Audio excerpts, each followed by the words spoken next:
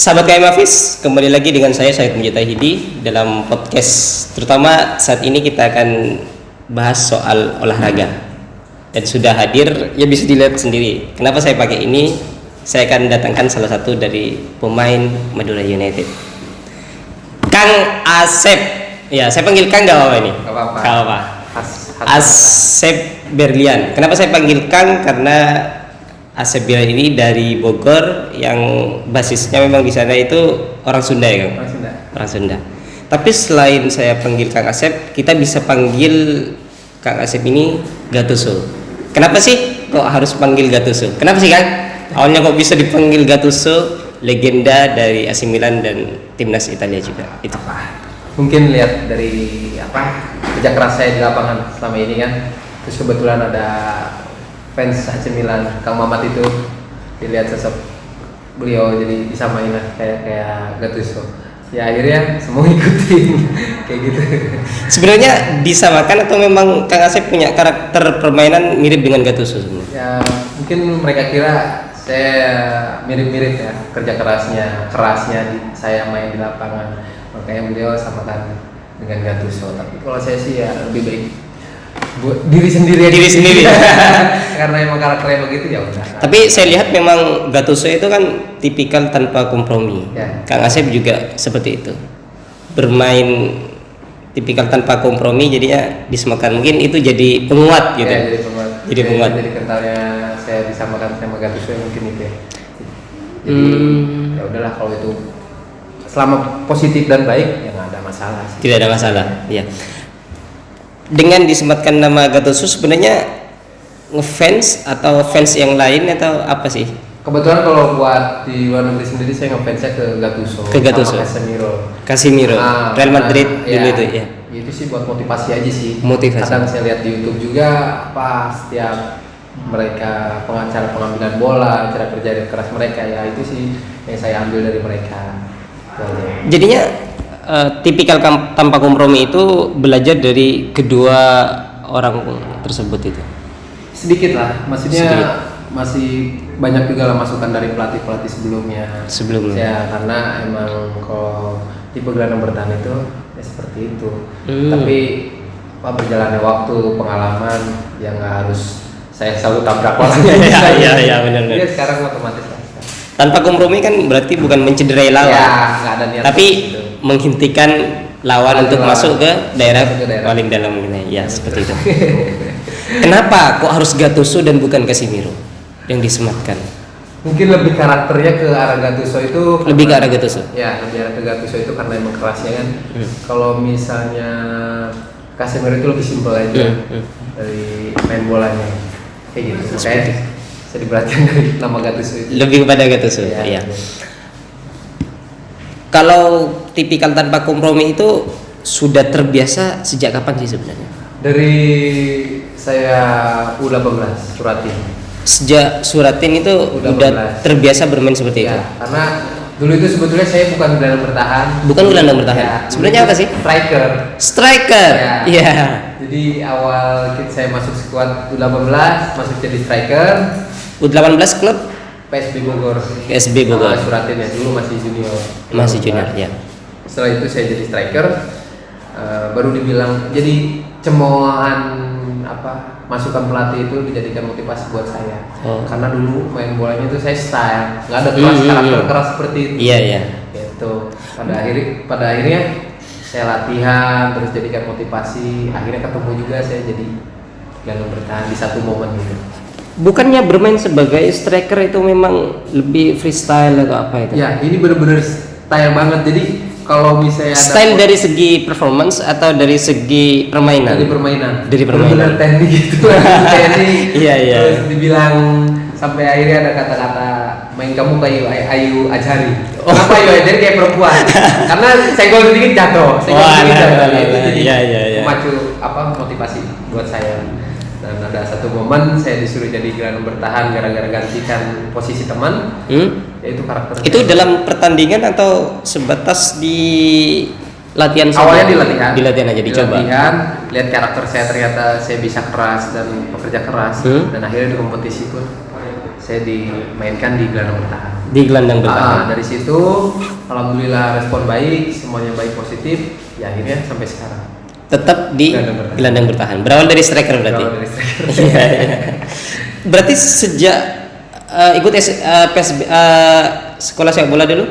Iya. Jadi saya jadi striker. Sejak itu jadi striker. Oh, sampai usia 18 tahun. 18 tahun.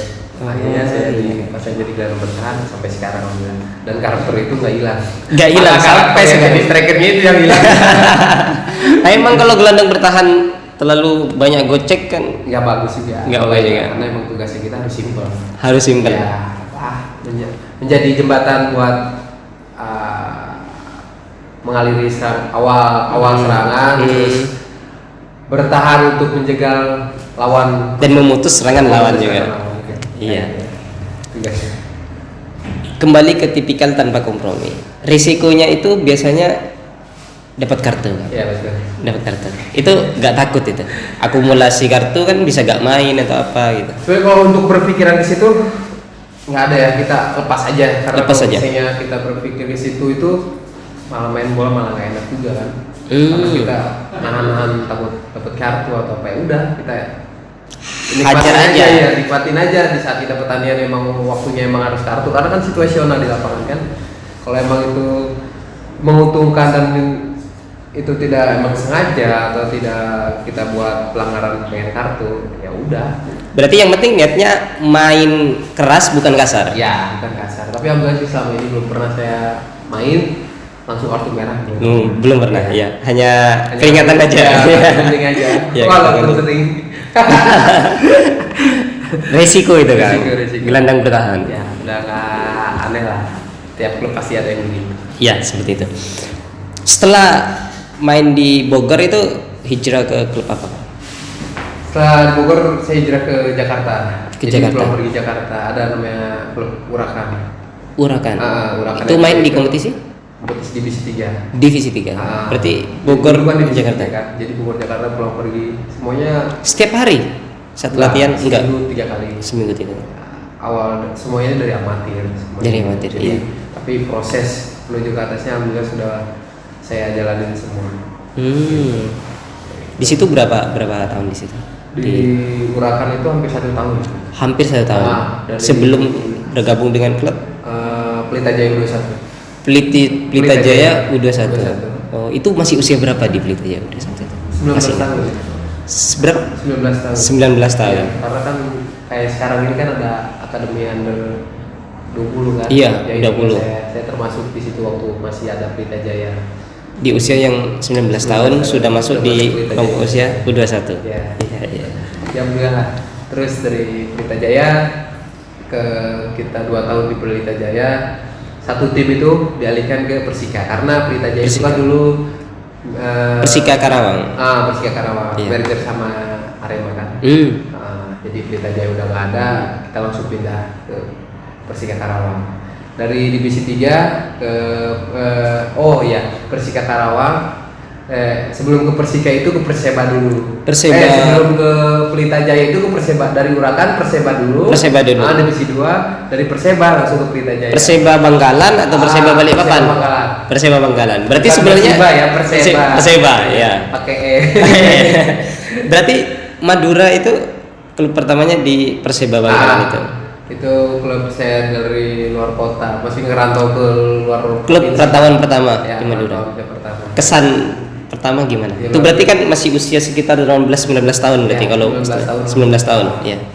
Ya luar biasa, cuman harus kuat mental juga kan, karena karakternya berbeda. Karakter berbeda. Itu pasti karakternya keras. Udah saya udah siapkan sih semuanya. Sudah siap apa itu? Siap mental. Siap mental ya. Oke, saya beranikan diri untuk merantau ke Bangkalan itu. Ya udah alhamdulillah diterima semuanya. Tapi nggak lama sih ya. Nggak lama di Bangkalan langsung Pelita Jaya. Pelita Jaya. Ya. Yang terbesit di benaknya itu kan perantauan yang jauh pertama kali sampai provinsi lain juga ya. Itu apa sih yang memutuskan tekad di usia 19 tahun itu mau merantau ke sana? Karena saya lihat kakak kan. Kakak sebelumnya kan pemain bola juga. Dulu bahkan pernah di Persepam juga kan.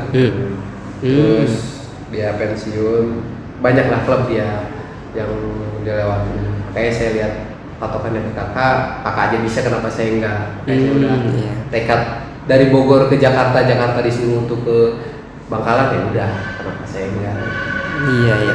Berarti sempat sharing dulu soal hidup di Madura itu, kulturnya itu seperti apa, atau memang ada saran tersendiri dari Kebetulan kakak? ada pelatih kiper yang Ada ke bu saya, terus yang ngebimbing saya juga, jadi ya udah nggak aneh lah. Alhamdulillah gitu, ada yang ngebimbing juga, jadi diterima juga oleh pemain-pemain lain. Ya udah. Oh iya, iya. Kalau setelah itu Perseba terus ke Pelita, terus terus ke Persika Karawang. Dari Persika divisi 1, dari Masuk divisi 3, divisi 2, divisi 1 ke Divisi Persika 1. Karawang. Alhamdulillah bisa lolosin divisi utama dulu kan, divisi 1. Iya, divisi 1 baru ke divisi utama. 2 Iya. tahun itu alhamdulillah bisa naikin ke divisi utama. Membantu Persika. Membantu Persika. Cuman sekarang sayang ya turun lagi jadi divisi 3. Iya. Liga 3 sekarang kan jadinya. Itu dari lolosin divisi utama kita dipanggil PON Jawa Barat. PON Jawa Barat. PON Jawa Barat di Riau. Jadi ya. 2012. Gitu. Berarti sempat dari Persika ke PON dulu. 2012, 2013 selesai itu baru deh ke Persik Kediri. Ke Persik Kediri. Ya, Persik Kediri. Jawa Timur lagi. Jawa Timur lagi. Jadi Itu waktu di Liga 1 berarti. Iya, pas Liga baru 1. naik. Baru naik. Baru berarti. naik Liga 1. Berapa lama di situ? Gimana pengalamannya di situ? 1 tahun. 1 tahun. 2015 baru deh pindah yang sekarang Bayangkara. Dulu kan Persibaya namanya. Sekarang diganti jadi Bayangkara. Kita kontrak di situ 2 tahun, cuman di stop kan liganya itu gara-gara apa? Kena pensi PSSI. Kena iya ya benar. FIFA Tahun itu. 2000 di waktu QNB itu ya? Ya, QNB 2015 akhir di stop 1 tahun, baru deh kita ke Madura United 2016. Sebelum ke yang di stop itu, saat di Persik Kediri sama Persebaya itu pemain inti, cadangan atau cadangannya cadangan? Alhamdulillah inti waktu Inti. di Persebaya kita duetnya Evan Dimas, Zulfiandi sama saya. Oh iya. Alhamdulillah. Cuma kan waktu itu kompetisi baru 3 kali aja pertandingan baru kita di stop kan. Nah setelah itu ada Piala Jenderal Sudirman, terus Piala Presiden. Yang enggak percaya sebetulnya sama duet sama Zulfiandi itu udah lama juga sih, dari 2015. Makanya udah nggak ada. Berarti tidak asing maksudnya ketemu lagi sejak tahun 2019 di Madura United, nggak asing lagi, udah biasa. Bener dia dari timnas 19 itu kan. Iya. Sama-sama. Setelah jeda itu kan banyak yang pusing sebenarnya. Ya. Banyak pemain sepak bola yang banting setir, ini harus cari pekerjaan apa. Kalau Ang sendiri sibuk apa waktu itu? Kalau saya kebetulan masih terima gaji Masih terima ya gaji? dari klub, walaupun nggak full, hanya 25%. Tapi kita pun ada kegiatan jadi tidak bubar seperti klub-klub lain. Jadi kita melakukan kegiatan ya tur gitu. Betul. Ke Jawa Tengah, ke Purbalingga, terus tur lain. Mendekatkan klub dengan masyarakat supporter juga. Iya. Pak Gede baik juga orangnya kan.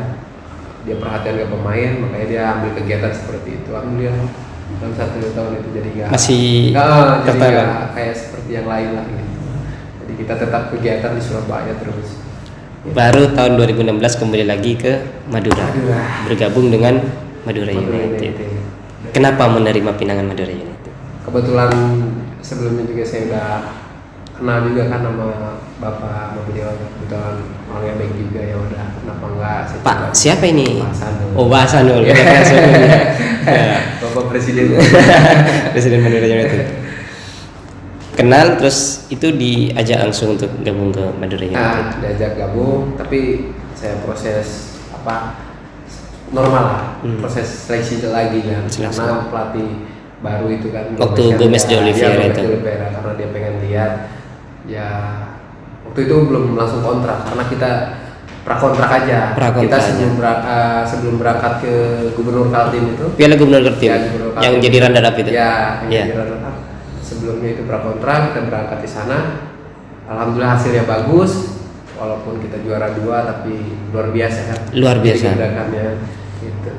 Tampil pertama berdiri sejak tahun 2016 langsung jadi juara 2 di runner A di Piala Gubernur Jatim, terus juara 3 di TSC. Ya, luar biasa. Luar biasa di musim pertama bersama cukup meyakinkan lah gitu. makanya alhamdulillah sampai sekarang bersyukur sekali gitu. Sampai sekarang memasuki musim kelima di Madura United. Iya. Sangat lama, dan di flashback ini tim paling lama. Kenapa? Betah di Madura itu lo kenapa? Selain kekeluargaan, ya saya udah betah juga ya. Udahlah ngapain gitu. Karena kalau misalnya kita pindah ke klub lain, mungkin dari awal lagi. Adaptasi lagi dengan kultur lagi. Lama lagi kan. Lagi. Ya udah selama Madura United apa masih membutuhkan saya, kenapa enggak? Kenapa enggak? Ya, Berarti komitmen enggak mau pindah atau gimana ini? kalau saya sih nggak usah pindah di sini aja. Nggak usah pindah. Jadi legenda di Madura United. Ya. Amin, amin. Amin. Masuki musim kelima. Ya. Apa sih mimpi dari sejak awal meniti karir sepak bola sampai tahun 2020 ini di usia 30 tahun yang belum terwujud? Selain membawa Madura United juara, Sebelum bola ingin masuk ke skuad timnas. ingin masuk Soka Timnas. Ya. Tapi ngomong-ngomong kan sudah masuk proyeksi Timnas Indonesia Alhamdulillah jelang sudah, kualifikasi Piala Dunia itu. jalannya Iya. sudah ada, ya tinggal kita itu saya sendiri, saya pribadi sendiri sih ingin masuk skuad betul-betul kita mengikuti kompetisi ya, semoga itu. Ingin benar-benar ikut. Gitu.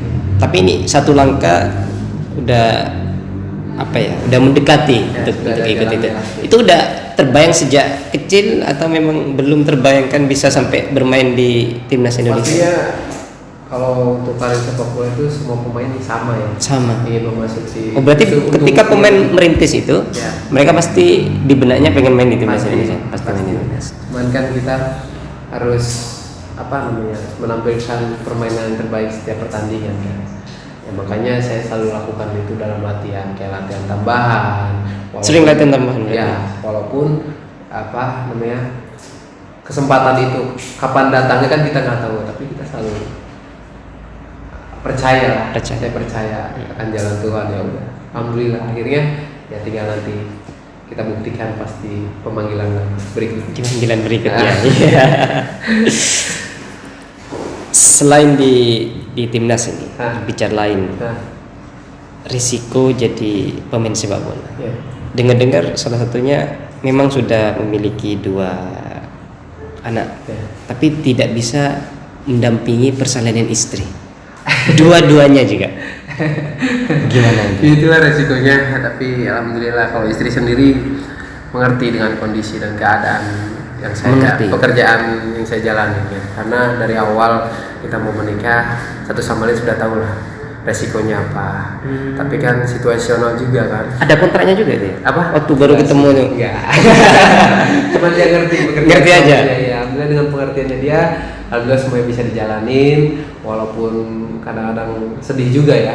Di saat istri mau lahiran, saya nggak ada hadir di sampingnya, sedih juga, tapi karena memang situasional ya udah mau gimana. Waktu yang anak pertama, Hah? yang Aska itu apa sih ya momen atau kendala jadi tidak bisa mendampingi istri? Karena jujur saja istri itu waktu persalinan itu juga berjuang antara hidup dan mati. Itu butuh pendamping yang ada di sebelahnya untuk memotivasi, menyemangati. Apa sih yang Kalau arahnya ke situ emang betul. Cuman kan kita nggak karena situasinya tidak memungkinkan juga. Tapi kalau doa kan selalu tiap hari Setiap buat hari. istri, keselamatan istri, semuanya. Ya intinya awalnya itu emang salah karena emang anak pertama. anak pertama rasa panik pun ada. Ada. Jadi izinnya itu duluan. Izin duluan? Iya, izin duluan 10 hari, ternyata pembukaannya baru 2. baru Dan 2. pembukaan 2 ke pembukaan berikutnya ternyata lama. Karena kan saya harus fokus ke tim juga karena waktu itu ada Piala Suramadu itu kan. Yang diadakan Yang dalam rangka di ulang tahunnya, anniversary Madura United. anniversary Madura United. Ya udah akhirnya saya balik Balik ke tim. Madura lagi, persiapan mulai kompetisi itu. Akhirnya Lahir. pas kita launching tim, Pas akhirnya launching tim di launching Hotel tim di Shangri-La Hotel itu. Shangri-La itu, akhirnya dia lahiran. Lahiran. Tapi masuknya tanggal 11 itu. Ini demi Demi profesionalitas. profesionalitas. Jadi pemain sepak bola tanggung jawabnya juga besar. Besar sekali. Gitu. Jadi kita tidak bisa egois untuk memikirkan satu aja. Tapi harus ada yang pikirkan itu pekerjaan saya sebagai pemain sepak bola, ya itulah profesionalisme saya.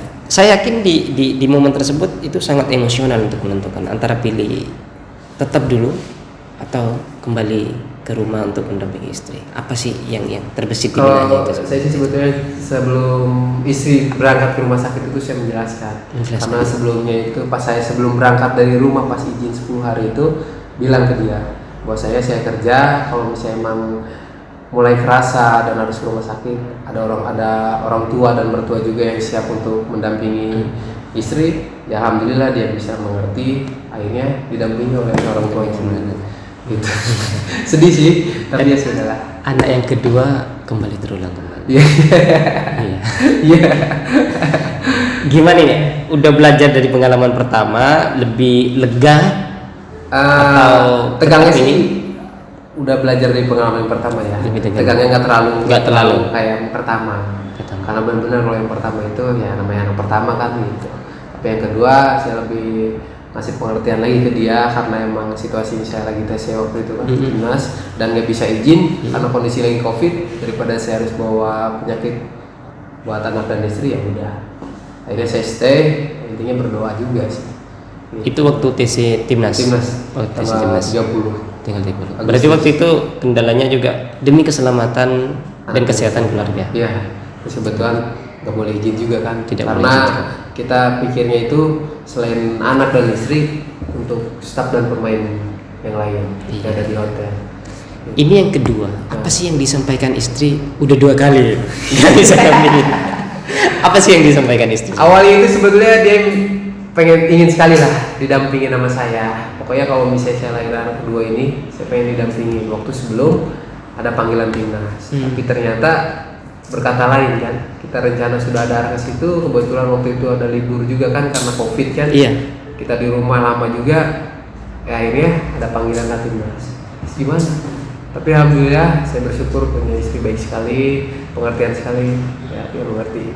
Dapat dari mana sih Kang? Dapat istri yang pengertian seperti itu? Enggak, soalnya gini, secara psikis itu orang yang mau melahirkan itu benar-benar butuh perhatian. Betul. Walaupun saya bukan perempuan tapi sering ngobrol juga dengan perempuan-perempuan itu butuh perhatian.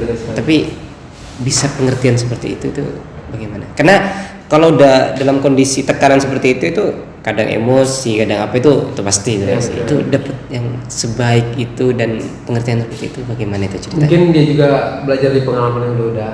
Jadi dia ya udahlah gitu. Yang penting ada orang tua, terus doa-doa dari saudara, terutama dari suami juga kan. Jadi yang kedua ini dia sedikit tenang terus alhamdulillahnya anaknya ngerti, jadi nggak susah, kedua-duanya ini nggak susah, maksudnya nggak lama walaupun dia normal lahirannya, tapi alhamdulillah. Berarti dikasih kemudahan oleh Tuhan. Kemudahannya itulah. Dia tidak sulit Kekuatan doa ya. Oh iya benar. The power of Iya. Dilancarin semuanya, yang penting kan anak dan ibunya kan sehat. Pengertian istri itu apa jangan-jangan gara-gara sama-sama juga atlet Kang? Istri juga kan atlet. Ya itu mungkin ya. Iya. Karena resikonya udah tahu, kebetulan dia juga dari kuliah emang udah jauh dari orang tua kan. Udah jauh dari orang tua. Bogor Bandung. Kebetulan sebelumnya juga udah mandiri lagi. Orangnya gitu. Terus aktivitas atlet pun dia udah tahu gimana. Jadi sesuai pengalaman yang dia jalanin lah. Jadi gitu. Ada pengertian. Iya, alhamdulillah. Sama-sama atlet.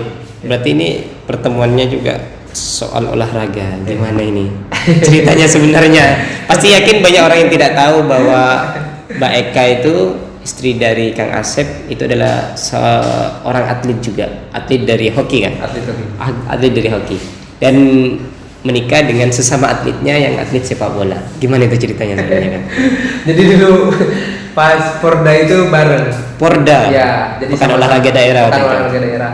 Sama-sama mewakili Kota Bogor. Sama-sama mewakili Kota Bogor. Jadi itu kan memang Porda itu kan Jawa Barat.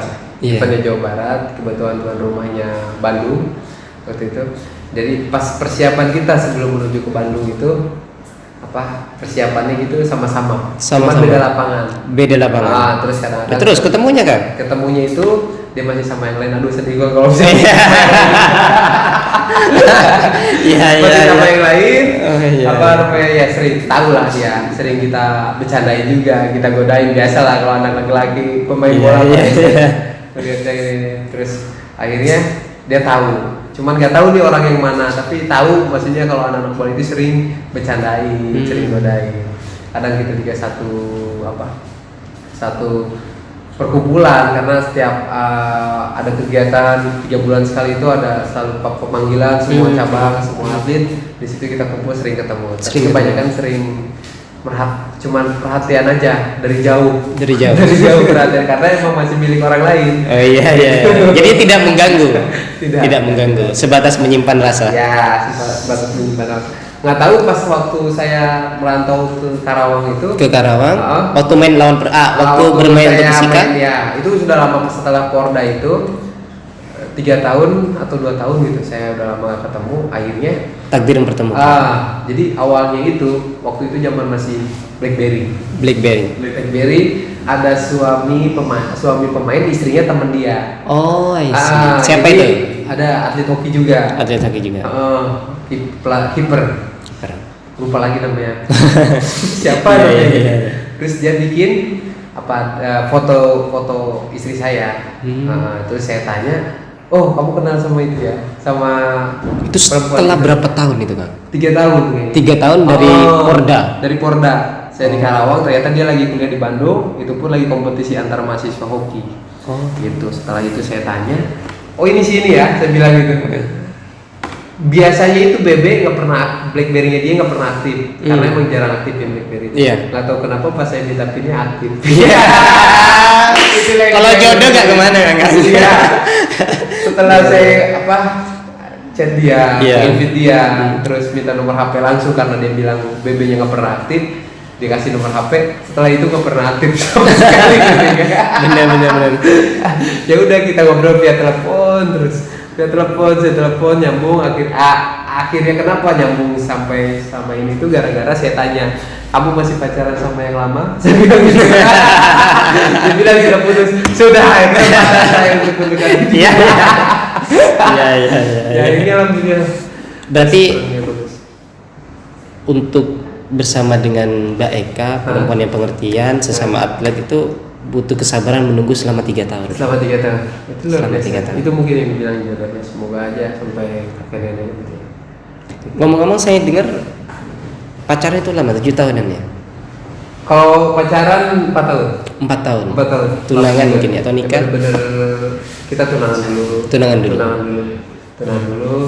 Bener-bener dari nol lah sama dia. Maksudnya emang bener-bener dari saya main di Liga Amatir dulu. Ya berkat doa orang tua juga sih, berkat doa restu dari orang tua, sampai saya bisa mencapai ini semua. Iya. Istri seorang atlet, Akang juga seorang atlet. Udah punya 2 anak, laki-laki. Mau dijadikan atlet juga atau gimana ini?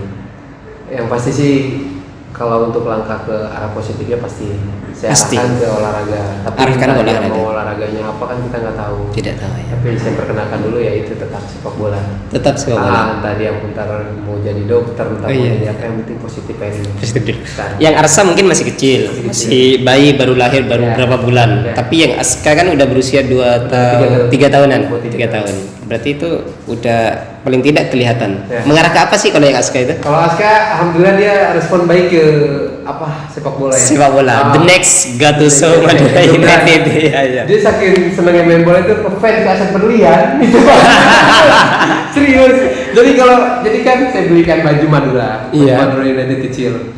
Terus sama baju timnas kecil, tapi atas namanya dia, saya kasih nama dia. Jadi kalau misalnya baju itu dipakai terus dia pengen pakai bajunya apa panggilnya? Saya pengen pakai baju Asep Berlian. Ada ayahnya. Dia pengen baju Asep Berlian. Astaga.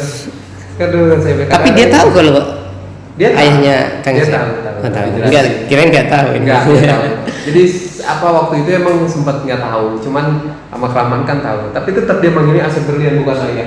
Bukan ayah.